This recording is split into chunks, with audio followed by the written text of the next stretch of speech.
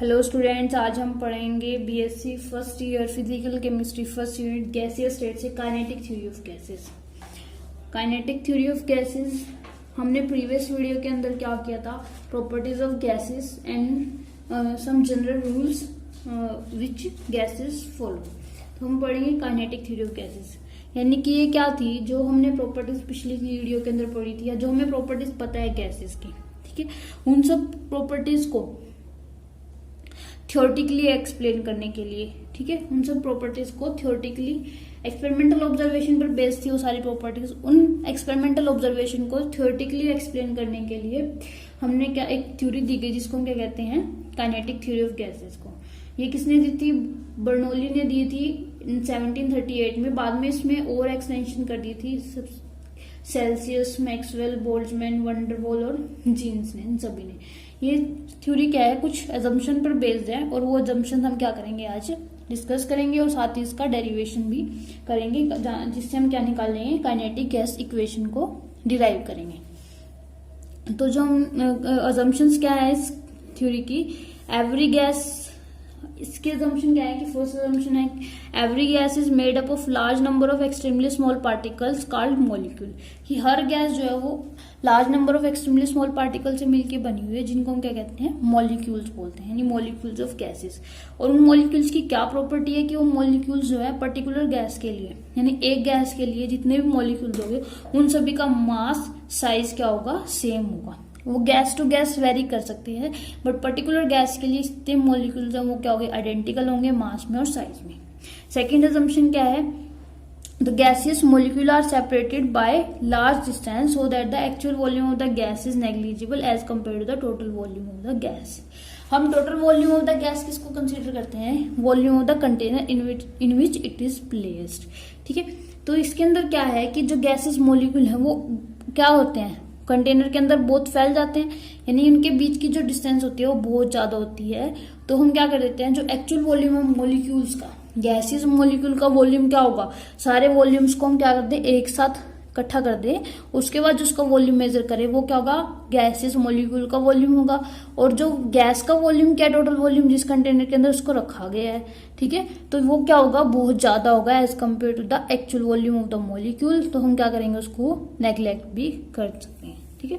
There is no force of attraction between the particle of gas at ordinary temperature and pressure. ये बहुत important assumption है, इसका हम आगे भी यूज करेंगे कि क्या कंसीडर किया गया कि जो गैसेस मॉलिक्यूल हैं उनके पास कोई फोर्स ऑफ अट्रैक्शन नहीं है। Gases molecule have no force of attraction, यानी कि जो मॉलिक्यूल्स हैं उनके पास कोई फोर्स ऑफ अट्रैक्शन नहीं है। फोर्थ असम्पशन क्या है कि फोर्थ असम्पशन है द मॉलिक्यूल्स या पार्टिकल्स, कुछ भी कह सकते हैं, the molecules of gas are moving in different direction with different velocities so they collide with one another as well as on the wall of the vessel. जो molecules हैं gas के, हमने उसको कंटेनर के अंदर बंद कर दिया, वो क्या करते रहते हैं, मूव करते रहते हैं एक डायरेक्शन से दूसरी डायरेक्शन में, और उनकी क्या होती है, वेलोसिटीज भी डिफरेंट होती है। वो क्या करते हैं, जब मूव करते हैं इधर से उधर मूव करेंगे तो वो क्या करते हैं, कोलाइड भी कर जाते हैं, और उनकी वेलोसिटीज भी चेंज होती रहती है, ठीक है। और वेसल की जो वॉल है उसके साथ भी कोलाइड करते हैं, जो ये कोलिजन होता है, ठीक है। जब गैस मॉलिक्यूल क्या करेंगे, वेसल की वॉल पर कोलाइड करेंगे तो उससे क्या होगा, वो उस वॉल के ऊपर क्या करेंगे, कुछ ना कुछ, यानी क्या कर रहे हैं, वो फोर्स लगा रहे हैं। जब वो उससे कोलाइड करेंगे, जब उस वॉल से वो स्ट्राइक करेंगे, यानी ये फोर्स लगा रहे हैं, वो फोर्स क्या होगा, प्रेशर होगा गैस का on the wall of the container, ठीक है। हम इसको अगले पॉइंट में रीड करते हैं कि जो pressure on the wall of vessel is due to bombardment of molecule on the wall of vessel, ठीक है। जो मॉलिक्यूल जो है वेसल की वॉल पर कोलाइड कर रहे हैं उनकी वजह से क्या हो रहा है, वेसल की वॉल पर प्रेशर बन रहा है। सिक्स्थ assumption क्या है, collision between the gas molecule are perfectly elastic. This means that the total energy of molecule before and after the collision remain same. No energy is wasted during collision. इसमें क्या है कि जो हम क्या consider करके चलते हैं, जो गैसेस मॉलिक्यूल हैं उनके बीच का जो कोलिजन है वो परफेक्टली इलास्टिक है। परफेक्टली इलास्टिक एक अच्छा वर्ड है, इससे क्या पता चलता है कि टोटल जो एनर्जी है मॉलिक्यूल की वो क्या है, कांस्टेंट रहती है, यानी सेम रहती है, कोई भी उसमें लॉस नहीं होता एनर्जी का कोलिजन की वजह से, ठीक है। वो क्या रहेगी, कांस्टेंट रहेगी, पहले जितनी एनर्जी थी बाद में भी उतनी एनर्जी रहेगी। ये हो सकता है कि एक मॉलिक्यूल से दूसरे मॉलिक्यूल में ट्रांसफर कर जाए। 7th is molecules are moving with different velocities, they possess different kinetic energy.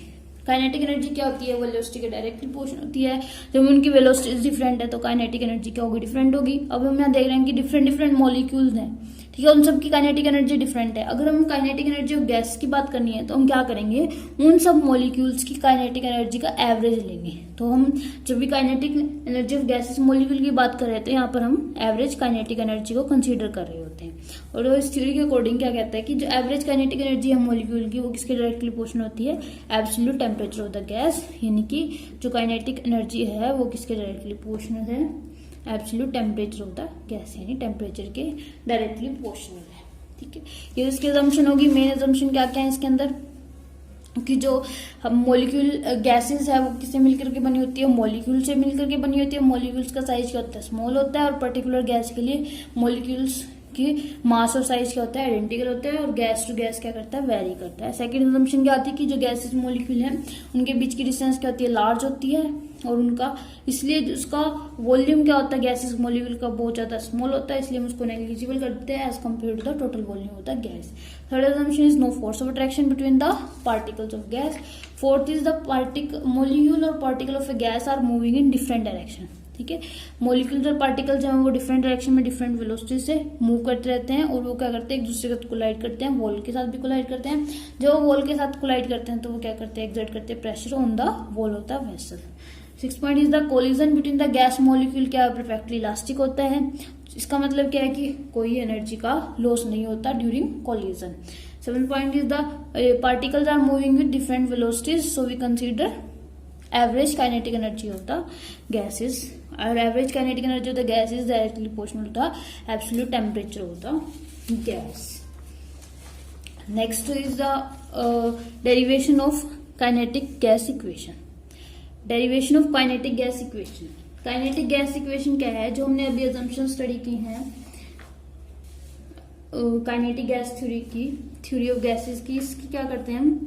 In assumptions का यूज करके एक मैथमेटिकल इक्वेशन ट्राई करते हैं जिसको हम क्या कहते हैं? Kinetic gas equation. उसके लिए हम क्या कर लेते हैं? कंसीडर कर लेते हैं एक क्यूबिकल वेसल कंसीडर कर लिया। ठीक है, इस वेसल के अंदर क्या करते हैं हम कि हमने माना कि इस वेसल के अंदर क्या है? गैस है। इस वेसल के अंदर क्या है? गैस है।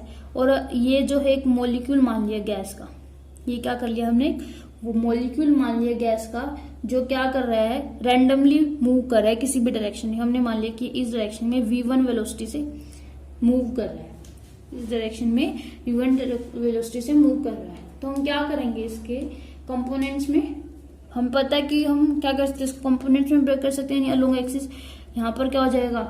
vx, यानी इस डायरेक्शन में इसकी वेलोसिटी क्या हो जाएगी? वेलोसिटी को अलोंग कंपोनेंट्स हम रिजोल्व कर सकते हैं। तो ये v1 वेलोसिटी से मूव कर रहा है तो vx एक्स एक्सिस के अलोंग इसकी वेलोसिटी हो जाएगी vx, y एक्सिस के अलोंग इसकी वेलोसिटी हो जाएगी vy, और z एक्सिस के अलोंग इसकी वेलोसिटी हो जाएगी vz। ठीक है, हमने यह किया कि क्यूबिकल वेसल ले लिया जिसके अंदर क्या है? गैस प्रेजेंट है। हमने कोई भी रैंडम मॉलिक्यूल ले लिया गैस का जो v1 वेलोसिटी से मूव कर रहा था। तो हमने क्या किया? यहाँ पर इस v1 वेलोसिटी को 3 कंपोनेंट्स के अंदर रिजोल्व किया, vx, vy एंड vz। यानी x एक्सिस के अलोंग vx वेलोसिटी से मूव करेगा, y एक्सिस के अलोंग vy से, और z एक्सिस के अलोंग vz एक्सिस से मूव करेगा। तो हम क्या करेंगे? इसका कोलिजन स्टडी करेंगे। हम एक कंपोनेंट का कोलिजन स्टडी करेंगे, उसके बाद उसको जनरलाइज कर देंगे for all the 3 component, means इसको हम जनरलाइज कर देंगे v1 के लिए। अब हमने क्या किया है? सबसे पहले हम इसमें जनरल ले लेते हैं कि v1 हमें पता है कि v1 स्क्वायर किसके इक्वल होगा जब हमने इसको रिजोल्व कर दिया? vx square plus vy square plus vz square. ठीक है, ये तो हमें पता लगेगा। अब हम देखते हैं कि क्यूबिकल वेसल ले लिया, उसके अंदर क्या है?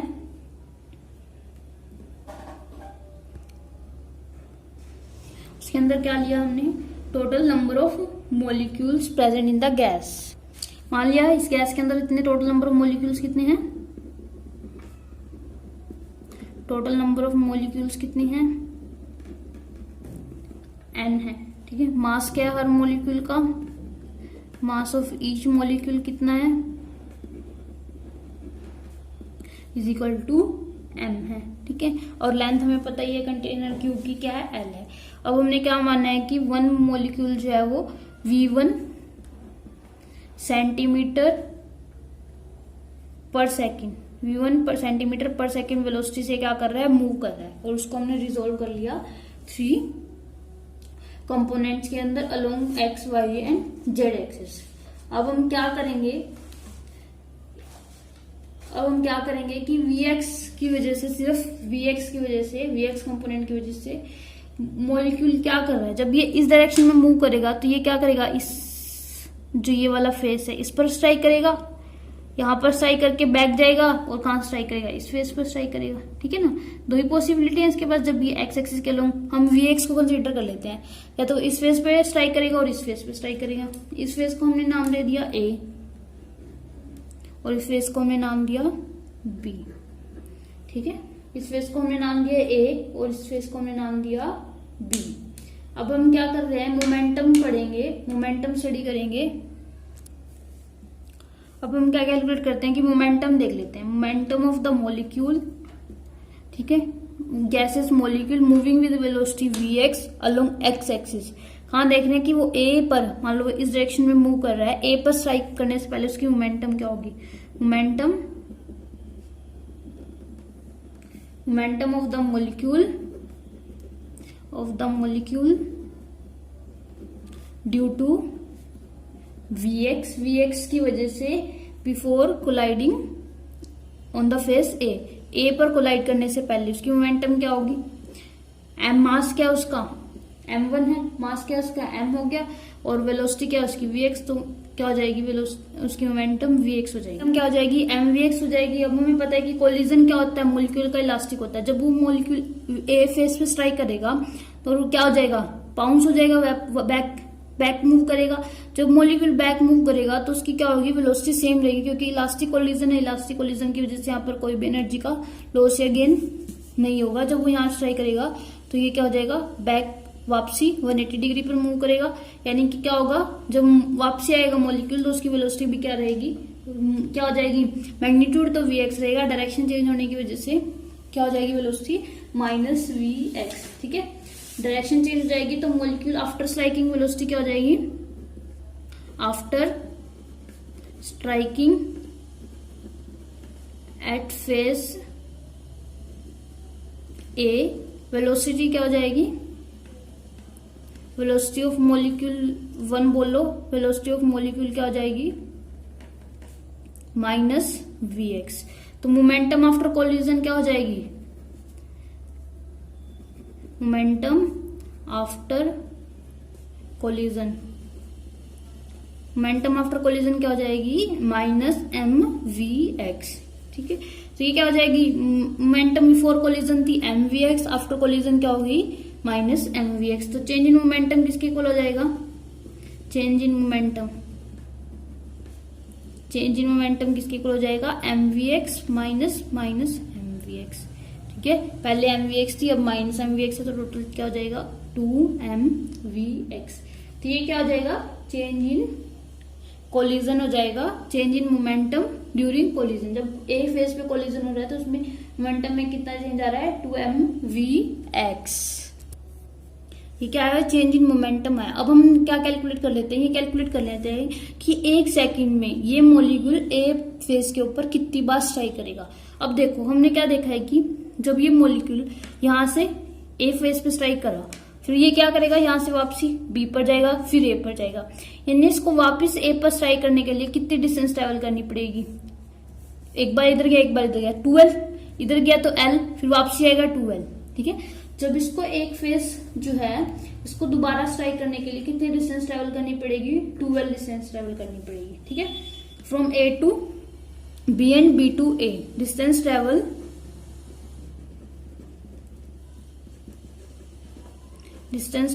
To strike at face A again कितनी ट्रेवल करनी पड़ेगी, 12 डिस्टेंस ट्रेवल करनी पड़ेगी। अब हम क्या कैलकुलेट करना चाहते हैं कि 1 सेकंड में वो कितनी बार स्ट्राइक कर रहा है A फेस के ऊपर। उसको कैलकुलेट करने के लिए हम क्या करेंगे, इसकी वेलोसिटी का यूज करेंगे।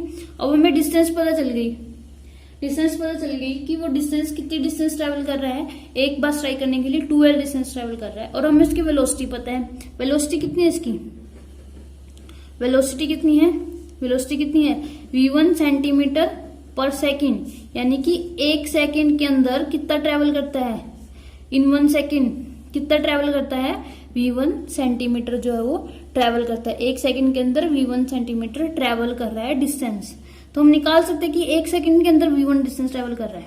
तो हमें कैलकुलेट करना है कि 1 सेकेंड के अंदर वो कितनी बार स्ट्राइक कर रहा है। यहाँ पर टाइम तो सेम हो गया, 1 सेकेंड हो गया, तो यानी 1 सेकेंड के अंदर वो v1 डिस्टेंस ट्रेवल कर रहा है। और एक स्ट्राइक के लिए कितनी डिस्टेंस ट्रेवल करनी है, 2L। तो हम क्या कैलकुलेट कर सकते हैं, 2L distance,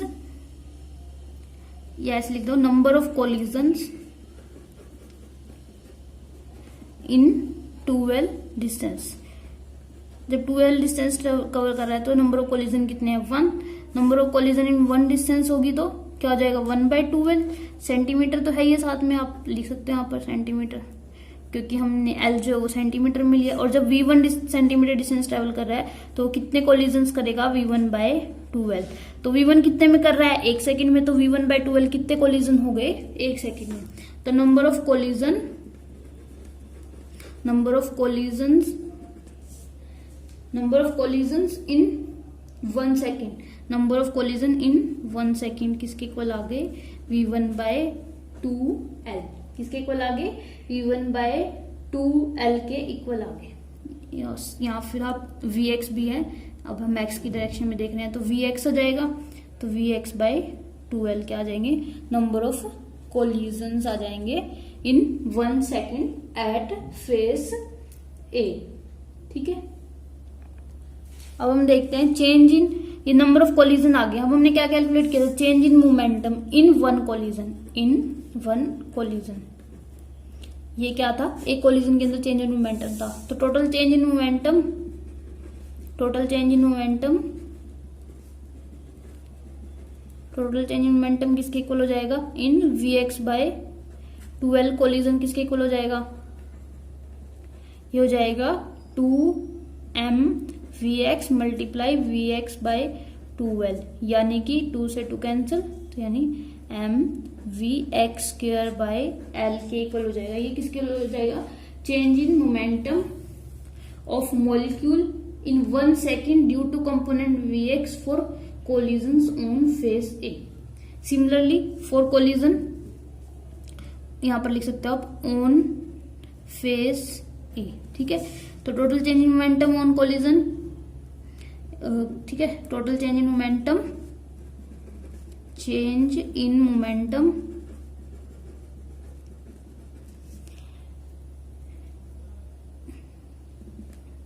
on collision face B in 1 second, वो भी किसके इक्वल होगा, सिमिलरली हम कैलकुलेट कर सकते हैं, वो भी इसी के इक्वल होगा m vx²/L। जितनी बार A पर स्ट्राइक करा उतनी बार क्या करेगा, B पर भी स्ट्राइक करेगा। तो यहाँ पर क्या हो जाएगा, total change in momentum due to component, हम क्या कर सकते हैं, total change in momentum due to component, किसके कंपोनेंट के कोरस्पॉन्डिंग निकाल लें, vx के कोरस्पॉन्डिंग निकाल लें। अब हम देखते हैं कि change in momentum, change in momentum of molecule in 1 second, in 1 second due to component vx। vx component की वजह से चेंज इन मोमेंटम क्या आ जाएगा, अलोंग फेस A की, फेस A पर क्या है, चेंज आया है m vx/L, और फेस पर भी m vx²/L corresponding to face A and m vx²/L corresponding to face B। यहाँ पर आ जाएगा 2m vx²/L। ठीक है, ये क्या आ जाएगा, corresponding to component vx। Similarly for component vy and vz के लिए चेंज इन मोमेंटम क्या आ जाएगा, चेंज इन मोमेंटम क्या आ जाएगा,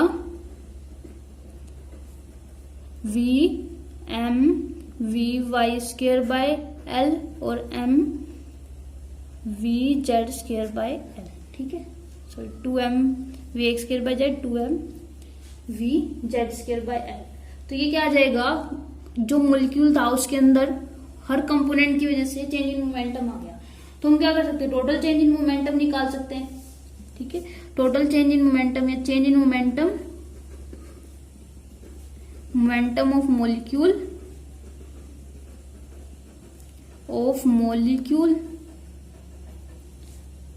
in 1 second due to all components of collision। इसके लिए क्या करेंगे, हम हर कंपोनेंट के लिए जो भी चेंज आया था मोमेंटम का वो उसमें ऐड कर देंगे, यानी 2m v x square by l plus 2m v y square by l plus 2m v z square by l। यहाँ पर क्या हो जाएगा, 2m और जो l है ये क्या हो जाएगा, कॉमन आ जाएगा सब में। तो यहाँ पर ये कॉमन आने के बाद अंदर क्या बचेगा, v x square 2m by l common आ जाएगा, v x square plus v y square plus v z square आ जाएगा। और हमें पता है v x square plus v y square plus v z किसके इक्वल होता है, वी स्क्वायर के, यानी 2m v1 square by l के इक्वल आ जाएगा। ये किसके इक्वल आ गया, 2m v1 square by l के इक्वल आ जाएगा। सिमिलरली जितने भी मॉलिक्यूल्स हैं, हमने कितने माने थे, n मॉलिक्यूल्स माने थे, और हर n मॉलिक्यूल्स की वेलोसिटी क्या होगी, v1 v2 v3 v4 vn हो जाएगी। तो टोटल जो उन सबके कोरस्पोंडिंग चेंज क्या आएगा, देखो उन सबके कोरस्पोंडिंग चेंज क्या आएगा, change in momentum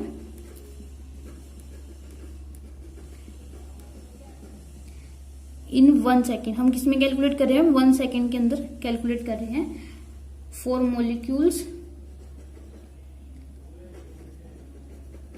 having velocity, सबकी वेलोसिटी क्या है, v1 v2 v3 and so on vn तक। तो चेंज क्या रहेगा, 2m v1 square by l, 2m v2 square by l, और ऐसे करके हम 2m vn square by l लिख सकते हैं, ठीक है। अब हमें क्या कैलकुलेट करना है, total change in momentum for all n molecules, सभी n मॉलिक्यूल्स के लिए टोटल चेंज इन मोमेंटम निकालेंगे। Total change in momentum due to all n molecules. क्या करेंगे, जो भी मोमेंटम थी इन सबको ऐड कर देंगे, इन सबको क्या कर देंगे, ऐड कर देंगे। इसको आ जाएगा 2m v1 square by l plus 2m v2 square by l plus 2m v3 square by l plus on plus 2m vn square by l, ठीक है। तो यहाँ से क्या आ जाएगा, 2m बाय l हम कॉमन ले लेंगे, तो क्या आएगा, v1 square plus v2 square plus v3 square plus on plus vn square के इक्वल आ गया, ठीक है। ये क्या आ गया हमारा, vn स्क्वायर के इक्वल। तो यहाँ क्या कर सकते हैं, n स्क्वायर से क्या कर दें, डिवाइड कर दें, और n स्क्वायर से क्या कर दें, मल्टीप्लाई कर दें। तो हमारी इक्वेशन क्या आ जाएगी, 2m by l into n square, और क्या v1 square plus v2 square plus v3 square plus on plus vn square by n square, ठीक है। इसको क्या बोलते हैं हम, इसको क्या बोलते हैं, इसको हम कहते हैं square root mean square velocity. क्या बोलते हैं इसको हम, रूट मीन स्क्वायर वेलोसिटी। इस सारी की स्पेस पर हम क्या पुट कर सकते हैं, u स्क्वायर। क्या पुट कर सकते हैं, u स्क्वायर। ये क्या है, u के इक्वल होगा, u क्या होती है, रूट मीन स्क्वायर वेलोसिटी। ये क्या होती है, रूट मीन स्क्वायर वेलोसिटी। तो जो हमारा चेंज इन मोमेंटम था वो क्या हो जाएगा, 2mn u square by l के इक्वल। और हमें पता है कि change in momentum in 1 second, हमने क्या निकाला है, change in momentum in 1 second. यही कैलकुलेट किया हमने सभी मॉलिक्यूल्स के लिए। फॉर गैस हो गया ना, तो change in momentum in 1 second, इसको क्या बोलते हैं, rate of change of momentum हो जाएगा। Rate of change of momentum, ये किसके इक्वल हो जाएगा, rate of change of momentum. और न्यूटन सेकेंड ला क्या कहता है कि rate of change of momentum किसके इक्वल होता है, according to Newton second law rate of change of momentum किसके इक्वल होता है, फोर्स के इक्वल होता है। तो इसका मतलब क्या हो गया, ये फोर्स हो गया, तो फोर्स किसके इक्वल आ गया, force F is equal to 2mn u square by l के इक्वल होता है। और हमें पता है कि जो प्रेशर होता है, प्रेशर किसी इक्वल होता है force upon area, force per unit area. Pressure is equal to force per unit area. और हमें एरिया पता है, जो हमारे पास क्या था, क्यूब था। क्यूब का एरिया क्या होता है, एरिया ऑफ क्यूब किसके इक्वल होता है, 6 into L square. Area of cube किसके इक्वल होता है, एरिया ऑफ क्यूब किसके इक्वल होता है, 6 एल स्क्वायर के इक्वल होता है। और फोर्स किसके इक्वल है, अब इस फॉर्मूले में अगर हम वैल्यू पुट करें, फोर्स है 2mn u square by area है 6 एल स्क्वायर। तो जब हम इसको सोल्व करेंगे तो हमारे पास क्या आएगा, 1/3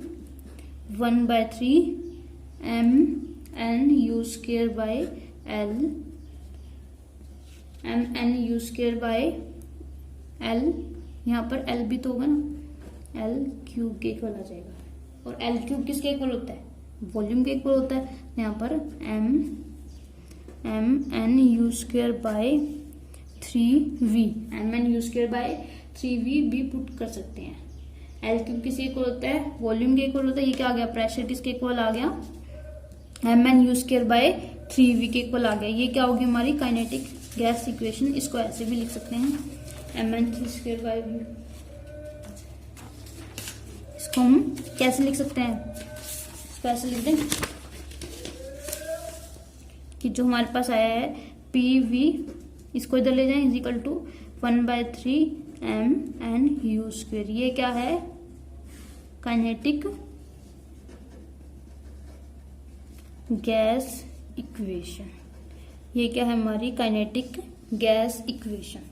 फाइनली हमने क्या किया, हम अजम्पशन से स्टार्ट हुए और कहाँ पहुंचे, अजम्पशंस हमने स्टडी की। उसके बाद हमने क्या किया, काइनेटिक गैस इक्वेशन को ड्राइव किया। किसका यूज किया हमने, उसकी जो प्रॉपर्टी थी, क्या प्रॉपर्टी थी, जो इलास्टिक कोलिजन वाली प्रॉपर्टी थी, उसका यूज किया। और उसका यूज करते हुए हमने क्या निकाला, मोमेंटम से क्या निकाला, काइनेटिक गैस इक्वेशन को हमने ड्राइव किया। काइनेटिक गैस इक्वेशन किसके इक्वल है, PV is equal to 1/3 mn u square. अगर आपको कोई भी डाउट हो तो आप कमेंट बॉक्स में कमेंट कर सकते हैं। अगर आपको वीडियो अच्छी लगी हो तो आप लाइक, सब्सक्राइब एंड शेयर जरूर करें। Thank you.